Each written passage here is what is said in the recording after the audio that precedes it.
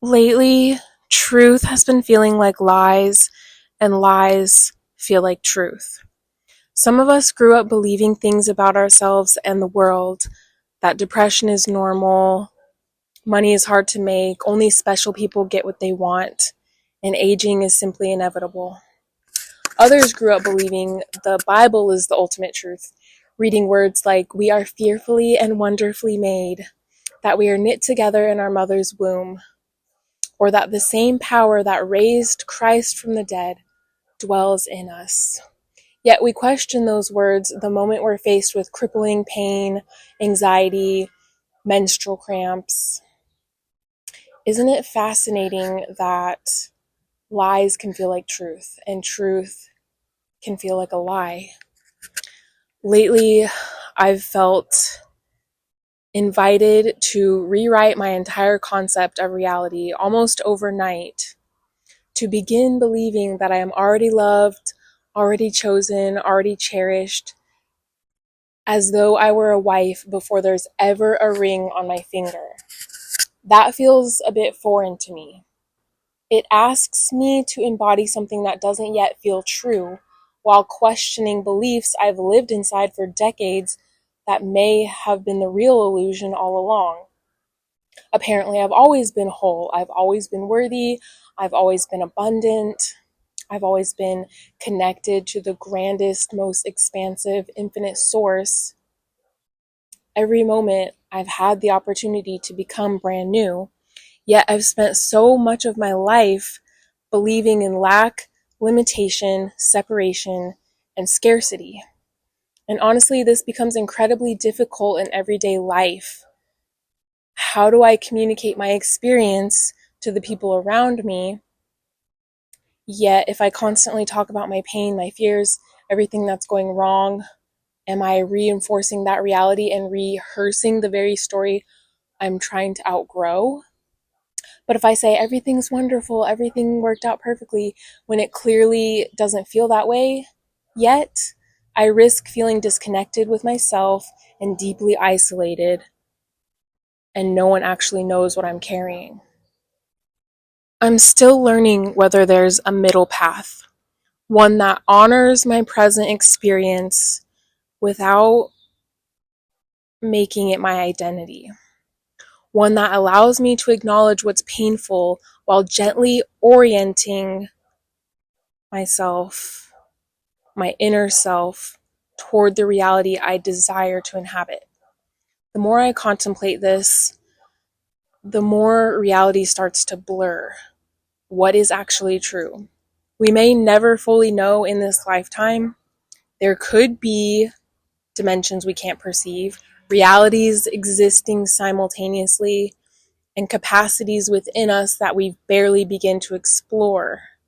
Perhaps faith is telling the truth about where you are without forgetting where you're going. We get to decide which truth creates the most life. Which belief makes me more loving, more courageous, more generous, more free? Which worldview reduces suffering instead of multiplying it? Sometimes believing something before you can see it feels dangerously close to delusion. But maybe we're all living inside stories that we've chosen. We're all wearing lenses through which we interpret reality. The person convinced life is against them is living by faith in one story. The person convinced life is working for them is living by faith in another story that's more beneficial to them. Reality has a curious way of reflecting what we consistently expect to find. We tend to dismiss people whose beliefs seem irrational or unrealistic, but history is full of people who looked delusional until reality eventually caught up with their vision. And if that's true, then perhaps the most important decision we ever make isn't simply what we believe, but which beliefs make us more loving, more courageous, more creative, and more alive. Whether those beliefs come from scripture, science, philosophy, or lived experience, they shape the world we inhabit. Truth isn't always what feels familiar.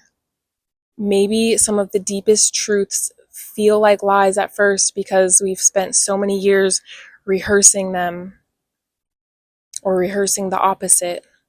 And perhaps the greatest act of faith is having the courage to let a more beautiful reality become familiar. So I invite you to just question all of your beliefs, question what feels like a lie, question what feels like truth. Sometimes in the beginning of a relationship, there's so much love. And over time, if the relationship doesn't last or if something changes, you question, well, I must have been lied to this whole time. But I'm here to tell you and reassure that only love is true. So don't throw the baby out with the bathwater. Continue to choose the loving beliefs that keep your heart open despite what your external circumstances might show you. Choose the beliefs that benefit you. And I would love to hear from you in the comments. Thank you for supporting me and being here on my journey as I explore these radical topics. Bless you.